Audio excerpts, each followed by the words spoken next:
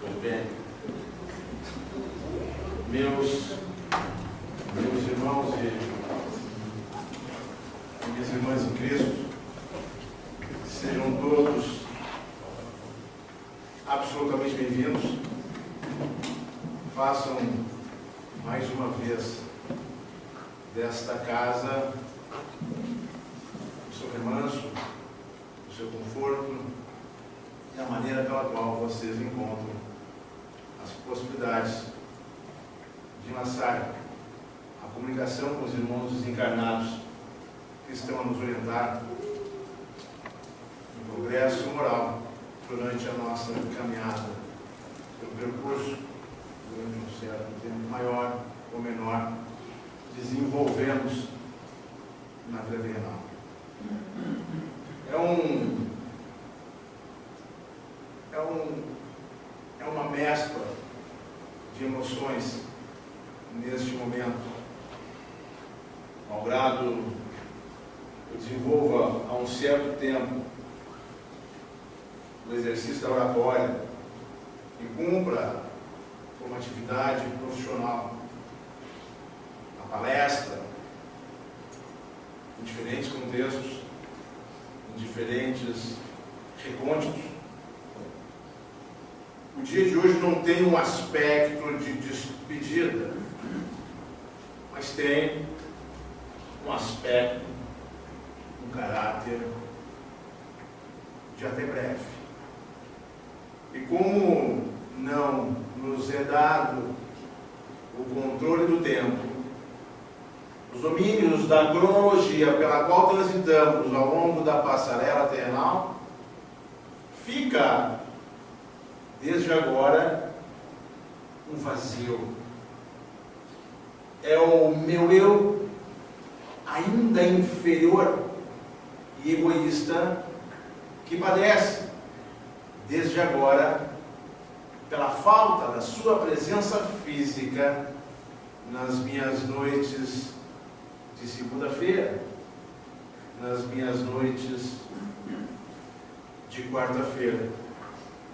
E já me apresento diante dos senhores e diante das senhoras com uma saudade absolutamente indescritível. A CELP, cada qual dos senhores e das senhoras, tem uma importância na minha vida e na vida da minha família que eu não careço reeditar. Este tempo, cuja cronologia não nos é dado o poder de administrar, demonstrará mais dia, menos dia, que os senhores e as senhoras são coautores da minha felicidade. Por isso, Lute, e por isso, Zé, por isso, meus irmãos e minhas irmãs, eu não poderia iniciar esta fala sem subscrever em letras garrafais o muito obrigado por tudo o que vocês me permitiram aprender, meu amigo especial, meu irmão Zé, durante todos os dias em que aqui eu estive, e mesmo aqui não estando, vocês foram capazes de me transmitir com a sua vibração, com as mensagens no WhatsApp, ou pela singular razão de existirem como protagonistas da minha vida.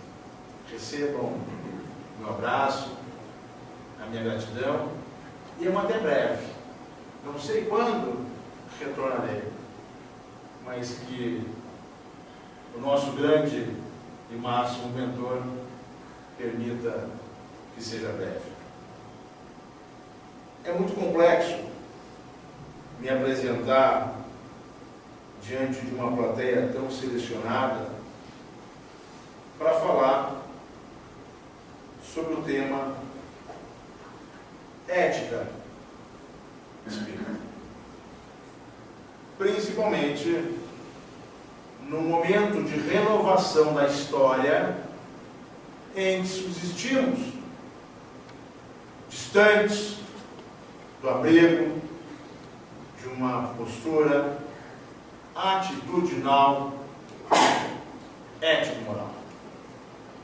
Mas como foi-me passado o desafio, me empenhei sobremaneiramente, Alex, para cumpri-lo a contento e que sirva esta mensagem para contribuir com sua escalada no processo de evolução espiritual e pessoal.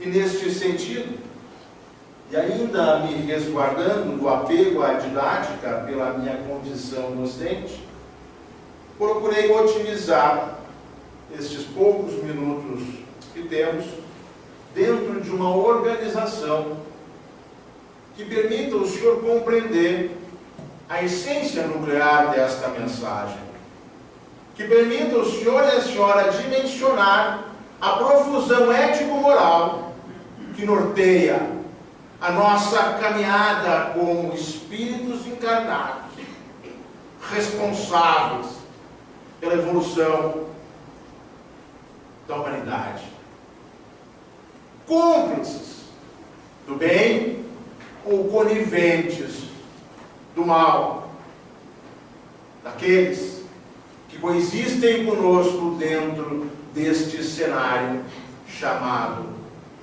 planeta Terra.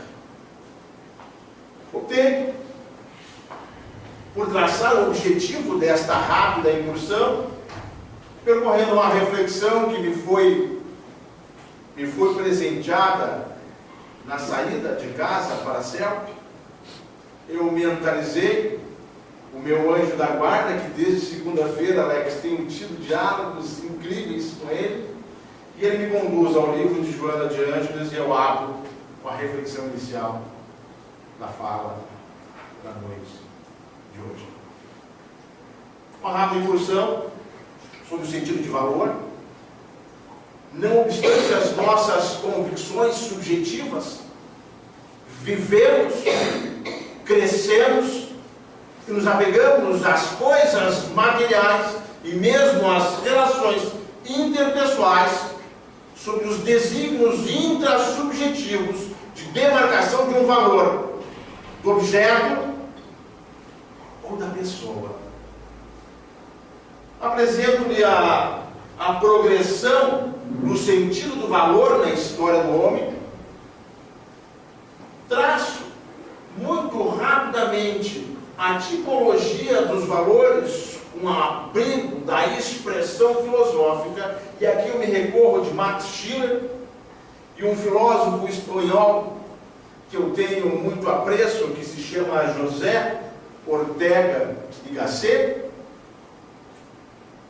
Tento reproduzir o marco de valor do homem no limiar do século XXI. E aqui eu traço esse marco de valor com um olhar absolutamente generalista, respeitando as individualidades de cada qual, mas observando o significado de valor que aflora no núcleo existencial da humanidade. Então, ingressamos naquilo que poderíamos definir como âmago da nossa proposta, que é a ética. Não farei um transcurso filosófico, tentarei ser didático, tentarei ser prático, e serei, sobretudo, verdadeiro. Serei, sobretudo, verdadeiro, porque quando se obtempera a ética, quando se cogita a moral, não pode ser aético ou amoral. Sobretudo nós, que temos a responsabilidade de multiplicadores da doutrina do Evangelho Espírita. Ingresso na ética dentro de uma perspectiva contextual da doutrina espiritualista. E por aí eu vou na fundamentação desta doutrina, observando a tríade que sustenta a percepção espiritualista no mundo, e provoco-lhes com uma indagação. O que a moral representa para o Espiritismo? Observe que, não obstante eu venha falar sobre a ética espírita, eu não desapego da conjugação do binômio ética e moral. E, por necessário, eu devo enfatizar esta interrogação: o que a moral representa para o Espiritismo? Como nós, exercentes desta percepção doutrinária, que se alicerça sobre uma tríade ou sobre uma trípode, conseguimos distinguir o bem e o mal? De que maneira que nós, durante a distinção sobre o bem e o mal, praticamos efusivamente o bem, desprezando o mal que não raras as vezes aflora no recôndito das nossas emoções, fazendo-nos exercer uma função espiritualística questionável, porque na medida em que muitos de nós pelo mundo falamos do bem, não conseguimos desapegar do sentimento pelo mal. Me perdoem os senhores e me perdoem as senhoras, um paradoxo entre o bem fazer e o mal sentir. Talvez a nossa impotência para elidir este paradoxo esteja postergando a plenitude do progresso moral e espiritual de cada qual de nós. E em razão desta impotência, a humanidade, restringindo a humanidade no cenário nacional, encontra-se com a maior crise da sua história, que não é uma crise política, que não é uma crise econômica, que não é uma crise social, mas é absolutamente uma crise moral, que deriva da ilogicidade entre o que se fala, entre o que se vende e o que se entrega a partir da profusão das nossas mais profundas emoções e sentimentos. Falo-lhes sobre a ética espírita, chamo-lhes a atenção sobre o nascedouro da lei de Deus. Este é o norte da nossa atuação, este é o guia da nossa postura atitudinal, e não raras as vezes desprezamos, é razão de interesses materiais que sobrelevam finalidades de aspecto moral, regozijando ou poemizando apenas o que eu quero, o que entendo como é meu, em desprezo do bem e do querer para todos. Já me encaminhando ao final, falo sobre o comportamento ético espírita, a plenitude da moral espírita, e prometo encerrar bem rapidamente. Enquanto objetivo de toda essa construção intelectiva e emocional, Porque não há como eu expressar a magnitude das minhas emoções sem ter como supedâneo um aspecto de intelectualidade que consiga nortear o meu ser e existir. Eu tracei o seguinte objetivo. Este objetivo se encontra dentro de um amplexo chamado ética, moral e espírito. E os 45 minutos que nos restam têm que servir para que possamos estabelecer uma reflexão sobre a conexão entre a atitude pessoal de cada qual de nós com o sentido da moral espírita. E observem os senhores e percebam as senhoras que eu coloco o sentido da moral espírita, rechaçando o objetivo nuclear desta fala, o título da palestra, que se traduz pela ética espírita. Levo-lhes ao encontro da moral espírita para que possam dimensionar o grau de efetividade do bem agir, do bem fazer e do bem sentir. Meus irmãos e minhas irmãs, não há, sob qualquer hipótese, de cogitar-se o fazer o bem se não se pensa no bem, se não se transmite a boa vibração daquele que compreende a magnitude do amor. Porque fazer o bem sem compreender a grandeza do bem que está fazendo, está cumprindo única e exclusivamente um protocolo terrenal. E aquele que subsiste, preocupado com o cumprimento dos protocolos, da expressão de algo que se vê e que não se sente, está agindo em contrariedade, em contradição ao suposto áxio principiológico preconizado pela doutrina espírita. Essa é a proposta.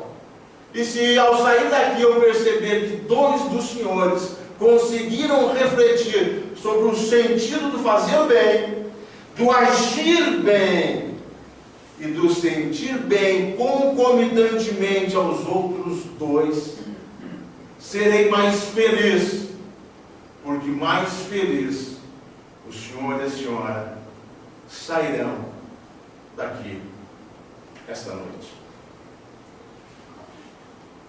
Eu tenho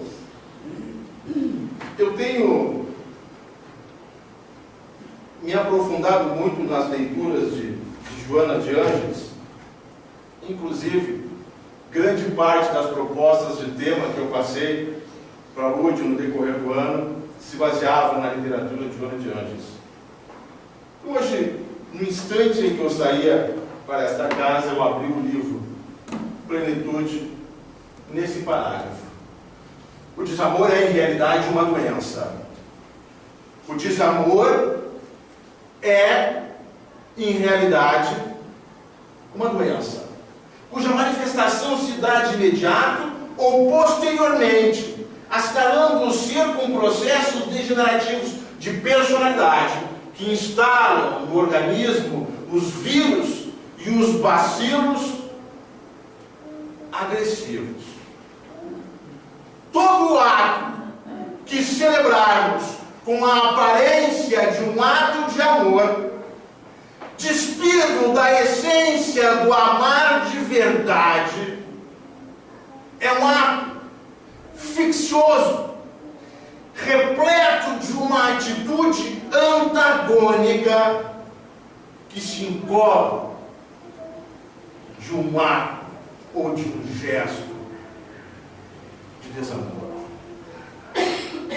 Todo ato de não amor não é um ato de desamor que você provoca a quem quer que seja.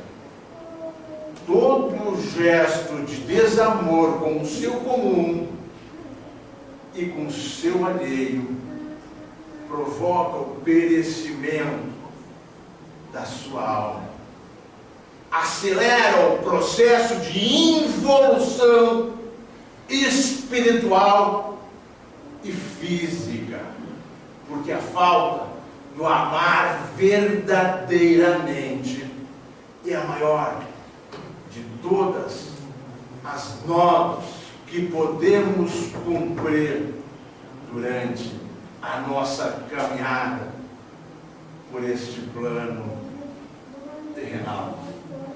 Porque a lei maior do nosso grande orientador é amar. É amar de verdade. É amar verdadeiramente, sem rótulos, sem distinção de qualquer espécie. E amar por completo. E não amar em parcelas. E não amar por conceitos. E não desamar em razão dos pré-conceitos. Porque é a falta do amor que leva-nos aos piores de todos os males físicos e emocionais. Quiserem os senhores e as senhoras estabelecerem um plano de existência para os dias que lhe restam, como espíritos encarnados, coloquem no ápice da página de sua agenda de vida a orientação do Pai de amarem despodoradamente, doando-se para quem precisa e não entregando-se para quem lhe convém. Esta é a plenitude do amor. Amar de verdade, sem qualquer preocupação pela justificativa do porquê se ama. E nesse sentido, depois de perceber o reflexo da falta de amor na nossa vida terrenal e também espiritual, eu procuro conectar-lhes com a razão do ser, da nossa instância terrenal, apegando-nos e relacionando-nos em virtude do valor. É o valor que guia as nossas pretensões e é o valor que confere um norte aos nossos mais significativos desejos.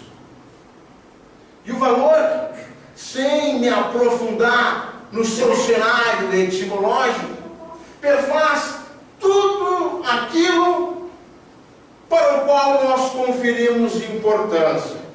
É a importância que nós damos às coisas materiais ou imateriais e a importância que nós damos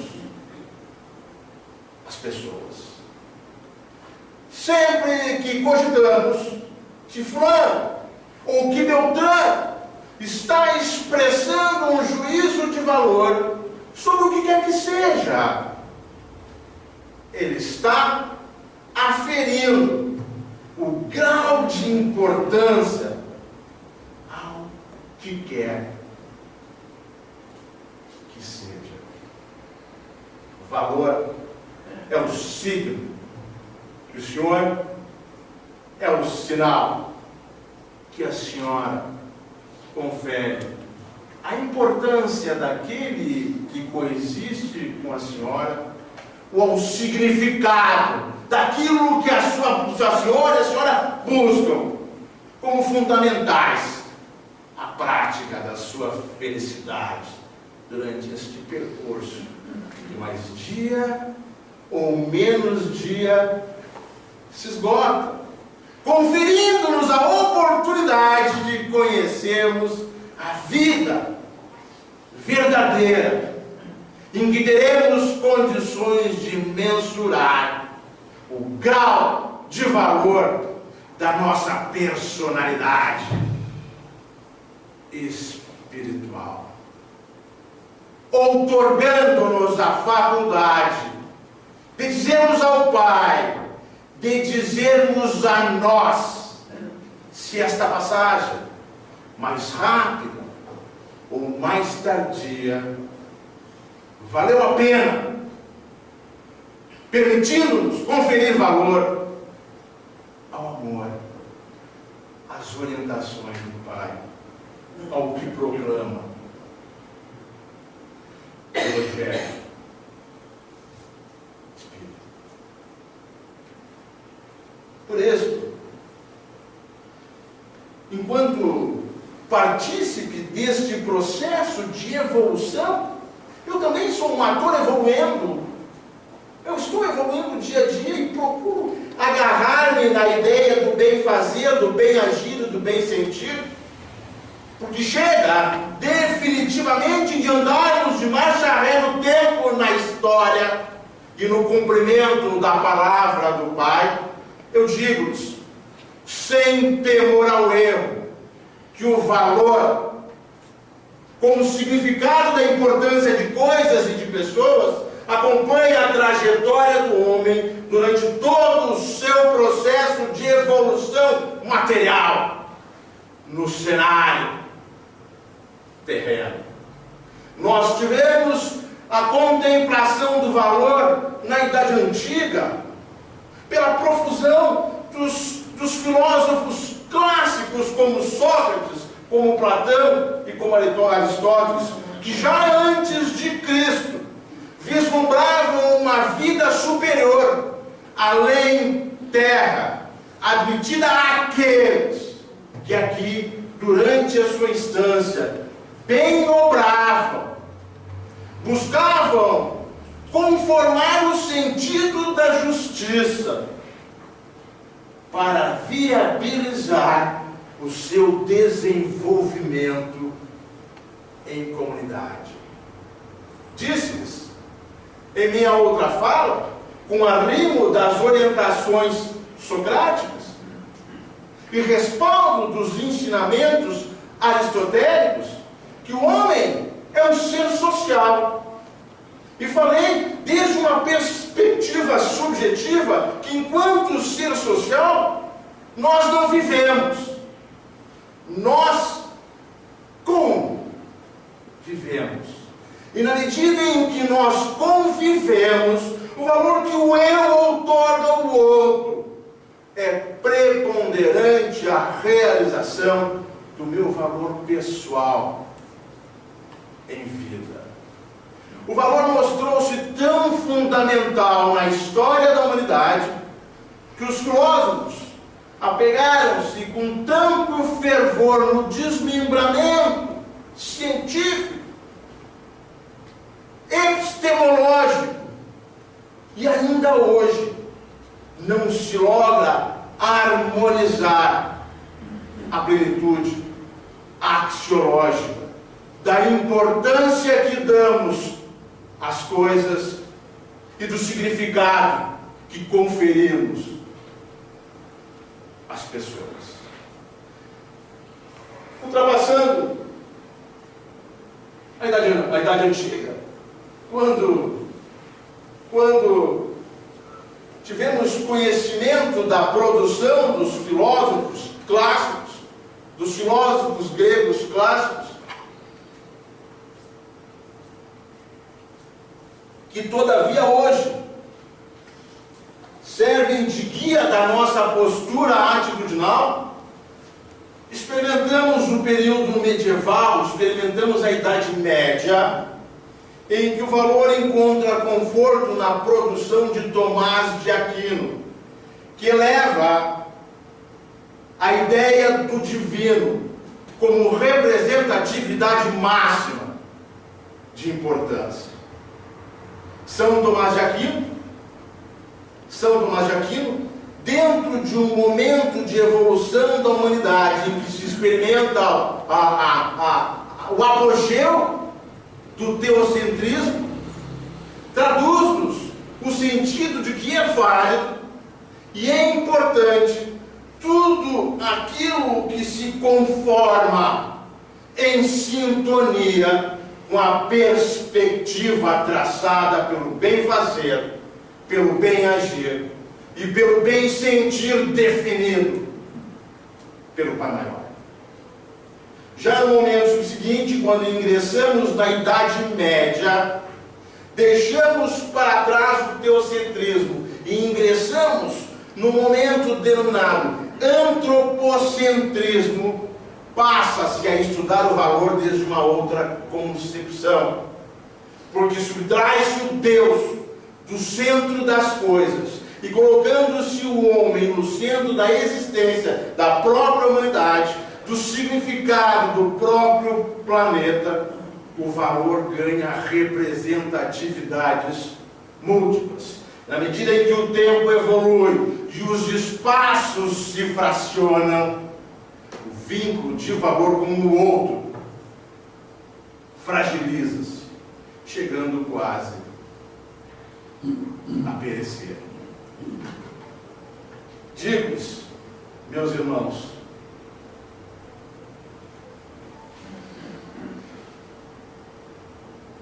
cotidianamente, no momento atual, que eu não sei mais identificar, se tratamos, comentava hoje com o André, se tratamos como contemporaneidade, como idade contemporânea, ou se alocamos a ideia de pós-modernidade,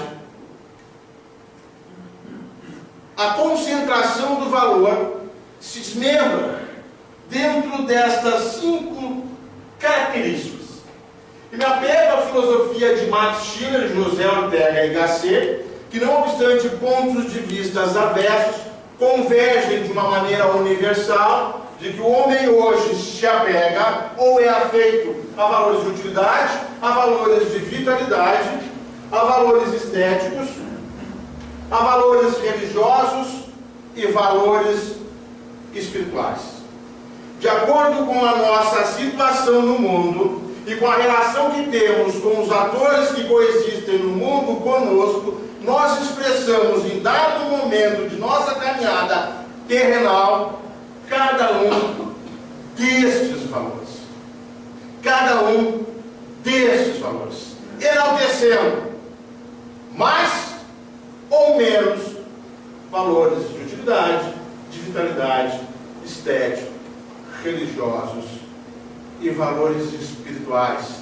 Não os valores espirituais diretamente conectados com a profusão da doutrina espírita, mas valores espirituais indicativos da faculdade que nós temos de conferir um realce das nossas competências intelectivas, trabalhando com as nossas múltiplas inteligências para percorrermos então uma passarela repleta de expressão moral, orientativa, redito, sem medo da repetição, do bem fazer, do bem agir e do bem sentir. E dessa forma, quando o século XXI caminha de maneira acelerada ao encontro da senilidade, eu dimensiono com generalidade o marco de valores do homem no limiar do século XXI.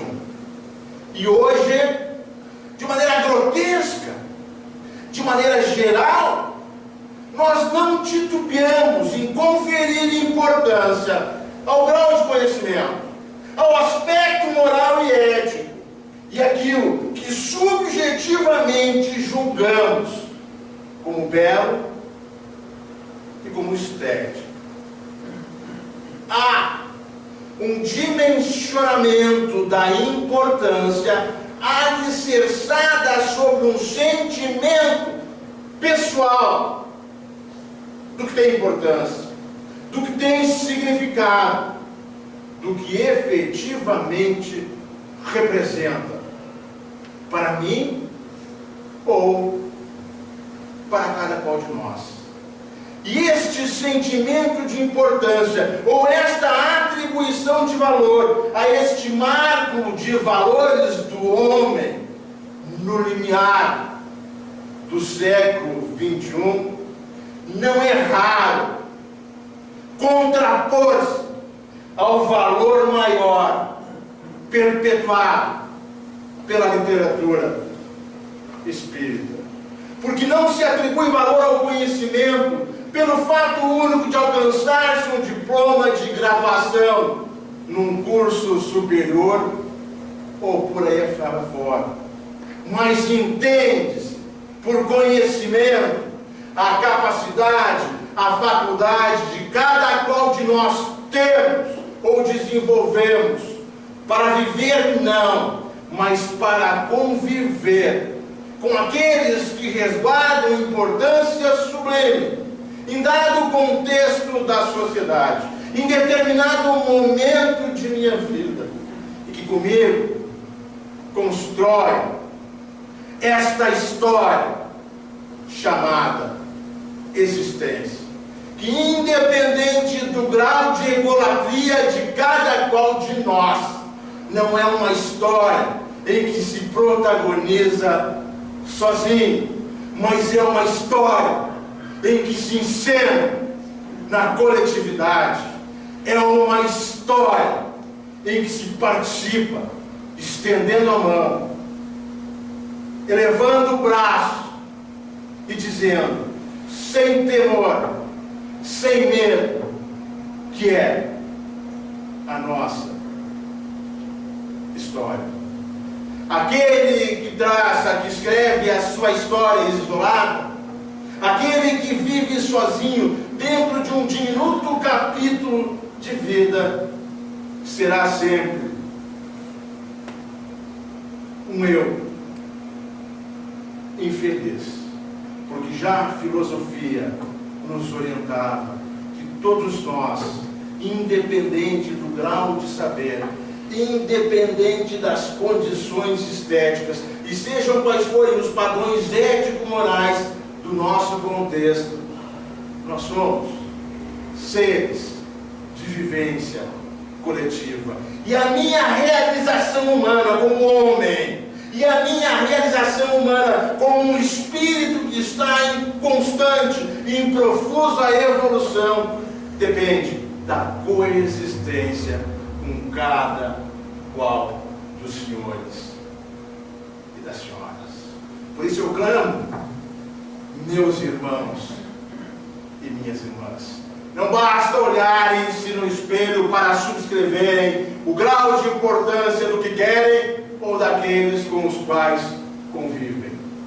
Façam da vida, façam do meio, façam do contexto social o núcleo de alcance, não do seu olhar, mas das suas vibrações de bem e da sua energia de paz e do seu sentimento puro e irrestrito de amor.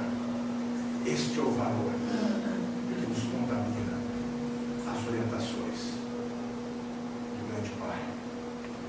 Digo-lhes sobre esse aspecto que não há como cogitar a perspectiva de uma ética espírita ou de uma ética espiritualista sem que eu compreenda que a ética, desde uma noção didática, desde uma orientação pedagógica, é o discernimento compartilhado em benefício da convivência. Ética não é inteligência dividida, como eu comentava com meu irmão Zé hoje pela manhã.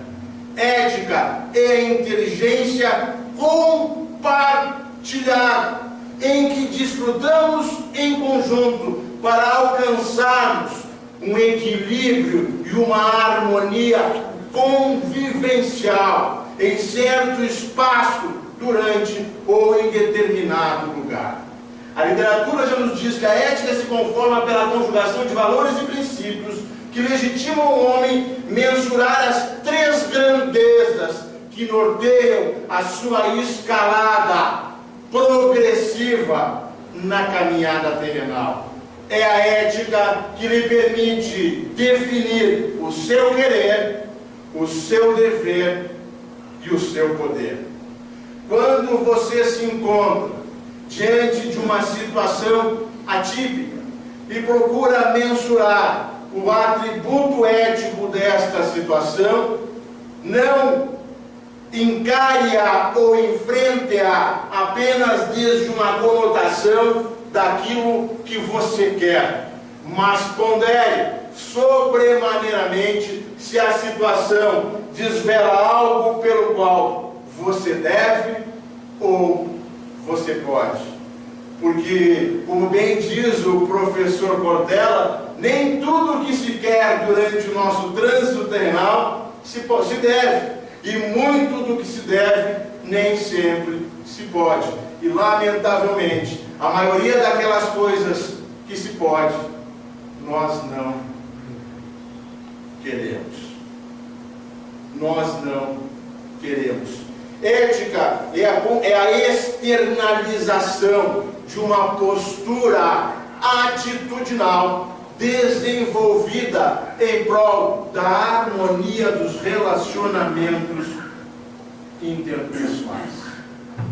Um grande literato inglês chamado Oscar Wilde, sentado ao pé de uma árvore, obtemperando o significado da ética, disse que ética é como nós nos comportamos na coletividade. Não pense o senhor que ética é aquilo que o senhor sente quando se encontra desnudo diante do espelho da porta do guarda-roupa do seu quarto. Aquilo que o senhor sente, às vezes levando a lugares ou a sentimentos inimagináveis, denomina-se caráter. E para atuar-se com ética, necessitamos assinar um caráter elevado. Digo-lhes mais, digo-lhes que a moral, ao contrário da ética, perfaz o conjunto ou complexo de princípios que orientam o nosso viver, o nosso sentir e o nosso fazer. A ética é uma expressão da moral. A ética conforma um suposto normativo derivado do sentimento moral de uma determinada comunidade durante um certo tempo de espaço. A moral não. A moral é um padrão atitudinal posto em coletividade. É a forma pela qual nós sentimos o que vem a ser reputado certo e o que vem a ser considerado como errado. A partir do instante em que equalizamos os nossos sentimentos sobre certo e errado, nós definimos a postura ética para ser celebrada durante a convivência humana. A vivência, ela é isolada, conecta com o meu eu. A vivência permite subtrair experiências íntimas que contribuem ou não para a minha evolução pessoal e espiritual. A convivência é aquela experiência que eu absorvo do relacionamento com os demais. É a forma pela qual eu ajo e reajo diante dos estímulos e das experiências desenvolvidas, celebradas, experimentadas na convivência coletiva, no convívio com os outros, na subsistência com os demais, na busca coletiva pela realização de sonhos individuais, que de uma ou de outra forma são os sonhos do coletivo, porque todos nós queremos sim evoluir espiritualmente, mas não desprezamos os nossos anseios intrasubjetivos de progresso material, de conquistas econômicas e de conformação de posturas de status que nos façam sobressair em determinado recôndito da sociedade onde estamos inseridos. Neste espaço, nas casas espíritas, nas escolas, nas entidades corporativas, estamos buscando alçar o nosso lugar ao sol. Às vezes, menosprezando orientações éticas, às vezes desprezando os sentimentos morais que destemperam a condição de vida daqueles que conosco se encontram naquele ambiente, subsistindo na procura da realização da sua própria felicidade. Por isso, meus irmãos e minhas irmãs, sempre que eu cogitar a expectativa de uma postura moral, não posso fazê-lo sem correlacioná-la com a ideia de bem, de respeito e de dignidade.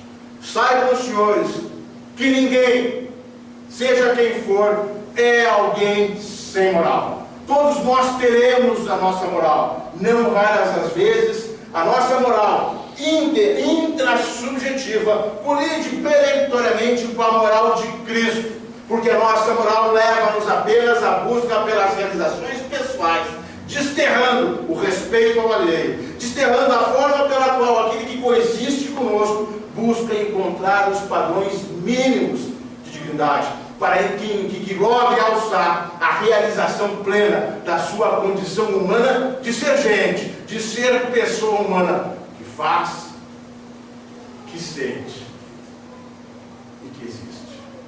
Digo-lhes mais, digo-lhes que dentro da perspectiva da doutrina espírita, não logramos encontrar nos manuscritos originários de Allan Kardec a orientação contemplatória do significado do que vem a ser ética.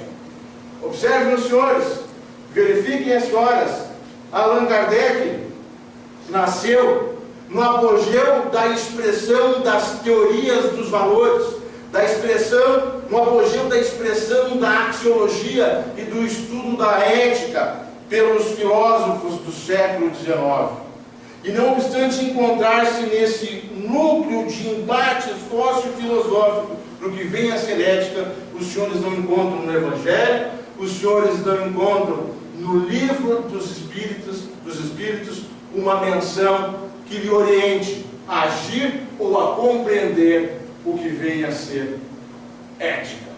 A percepção que temos do significado da ética espírita decorre do entendimento pleno das palavras do Evangelho, decorre do relacionamento absoluto do significado de cada uma das respostas daquelas perguntas perpetuadas pelo livro dos Espíritos. Por quê? Porque Allan Kardec vem no livro dos Espíritos, já na sua introdução, dizer que entre as diferentes espécies de seres corpóreos, entendam seres corpóreos como todos os seres dotados de vida no planeta Terra. Entre todas elas, Deus escolheu a nós.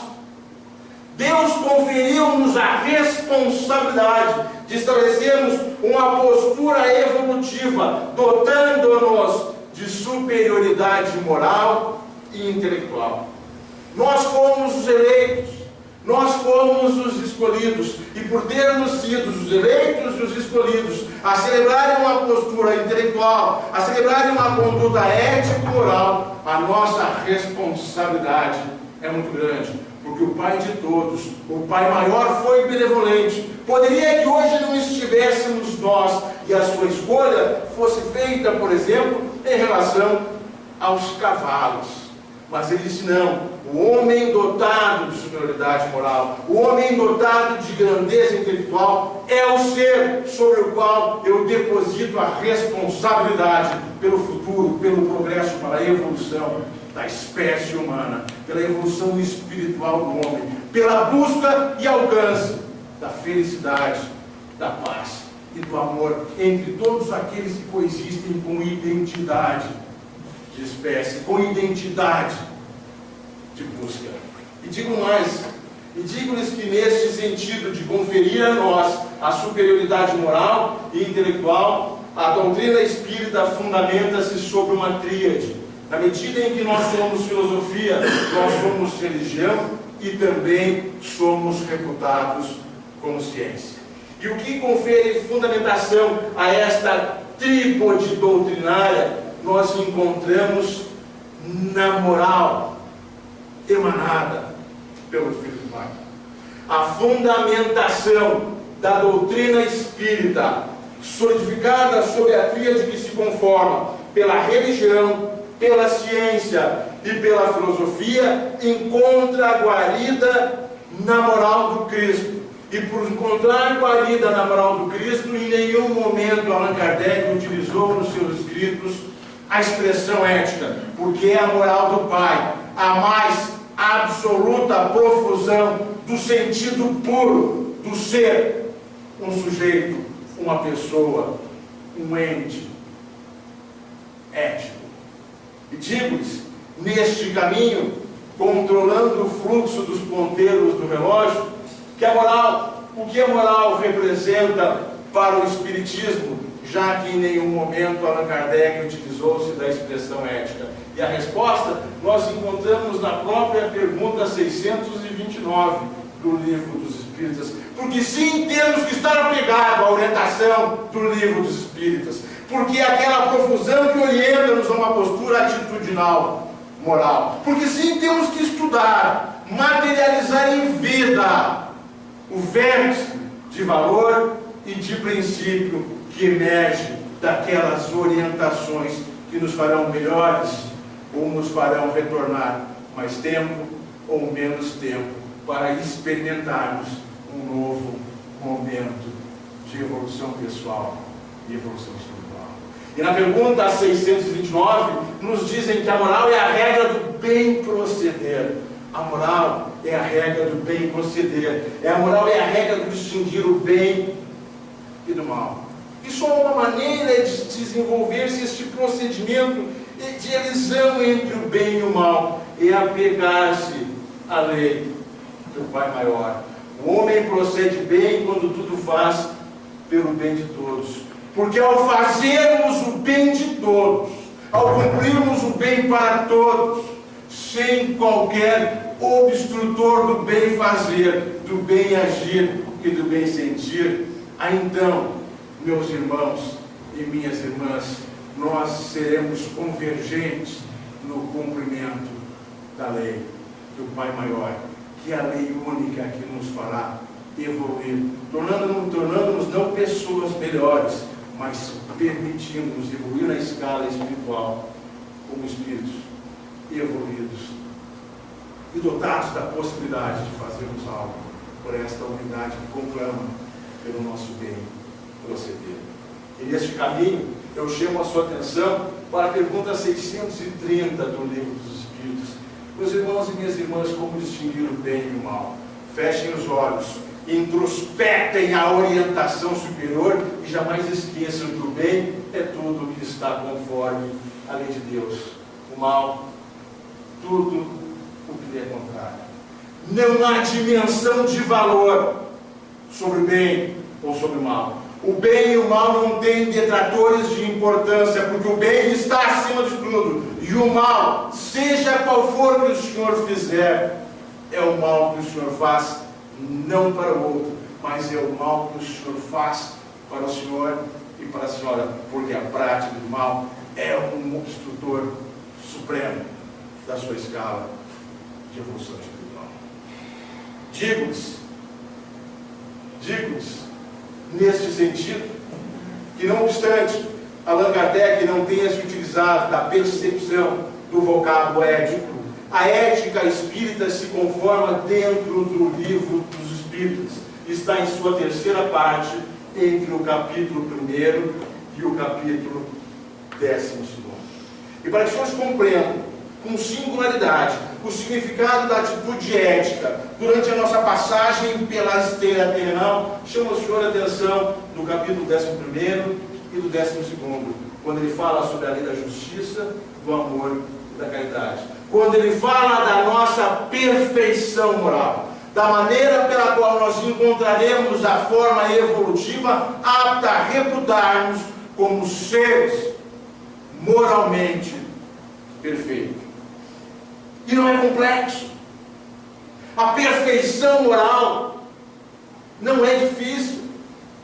O encontro da forma pela qual nós cumpriremos a lei de Deus está a nosso alcance.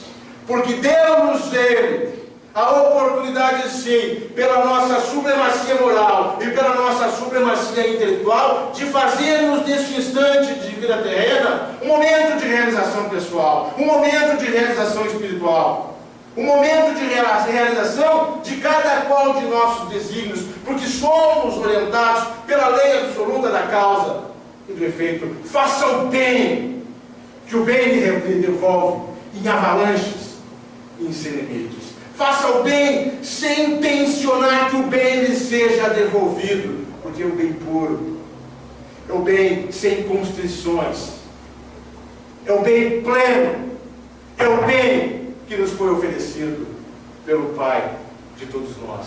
E digo-lhes sobre esse aspecto, utilizando-me de uma passagem de Immanuel Kant, um dos grandes filósofos do século XIX, que coincidentemente pereceu, evoluiu no mesmo ano em que entre nós chegou Allan Kardec, falou em uma de suas passagens que as duas coisas que mais enchiam a sua alma de admiração e respeito eram o céu repleto de estrelas e a lei moral que ele resguardava dentro de si, com uma sabedoria inquestionável, indescritível. O grande filósofo alemão Immanuel Kant conectou a sua vazão filosófica com a vazão moral da doutrina espírita. E digo-lhes isso forte na expressão maior relatada pela pergunta 621 do Livro dos Espíritas, quando Allan Kardec vem e nos diz: onde está, onde se encontra escrita a lei de Deus? E assim como Immanuel Kant disse que a moral que estava dentro dele perpetuava um sentimento de admiração e respeito, as orientações superiores confirmaram para Allan Kardec que a lei de Deus não está em nenhum outro lugar que no âmago da consciência de cada qual de nós. Não utilizem como subterfúgio a prática do mal. Não utilizem como subterfúgio a perpetuação do desterro moral, porque está dentro de cada um dos senhores, está dentro de cada qual das senhoras a orientação maior que o Pai nos conferiu como supremos da intelectualidade, como supremos na postura moral, que é fazer o bem acima e antes de qualquer coisa. Digo-lhes, meus amores e minhas amoras, que o comportamento ético espírita se revela numa situação muito singular e deriva não da capacidade, não da potencialidade, mas conecta-se com o interesse de cada qual de nós expressarmos a busca sempre eterna, contínua e irrefreável do processo de transformação moral. A sua atitude ética enquanto exercente da espiritualidade encontra repouso na força, no domínio, no desejo, na consciência, que é na sua transformação diária pelo bem que você logrará cumprir a lei do Pai de todos nós. Continuo sem invadir muito o horário, chamando-lhe sua atenção para a pergunta 634 do Livro dos Espíritos. Por que está o mal na natureza das coisas? Por que nascemos nós para o mal, quando o bem é a ordem da nossa existência? Nascemos nós para o mal porque foi dado-nos a oportunidade de conhecer o que é bem, de conhecer o bom e de descobrir o sentido sublime do que é mal. Na medida em que nos foi dada a oportunidade de conhecer o bem e o mal, pela nossa superioridade intelectual, pela nossa superioridade moral, foi-nos conferido a oportunidade do livre-arbítrio. E é quando exercemos este livre-arbítrio, optando e escolhendo a prática de um mal, por mais insignificante para nós que seja este mal, é que nós andamos de marcha ré no processo de evolução moral. não depositando créditos neste progresso espiritual, mas contagiando a nossa passagem terrenal pela perspectiva de um retrocesso, pela perspectiva de um regresso, para passarmos a limpo este mal insignificante, que mal para o outro tem um tamanho indescritível. Chamo então sua atenção para o fato de que a plenitude da moral cristã encontra guarida, encontra repouso em 3 elementos indescritíveis: o amor, a caridade e a gratidão. A ética moral daquele que se diz exercente da doutrina espírita revela-se pela intensidade do amor que o Senhor oferece a quem quer que seja, revela-se pela intensidade da prática diuturna e imparável da caridade, e da maneira pela qual todas as manhãs, quando o Senhor e a Senhora abrem os olhos e agradecem pelo simples fato de ter sido beneficiado por mais um dia, como ser de vida, como ser de amor, como ser de bem e como ser de paz nesta esteira chamada terra. Digo-lhes, finalmente, que a nossa moral espírita encontra amparo no exercício corriqueiro, no exercício singular, que por nós não pode ser desperdiçado, que por nós não pode ser abandonado, seja no instante que for. Fazer aos outros o que queríamos que os outros nos fizessem é fazer o bem, é não fazer o mal.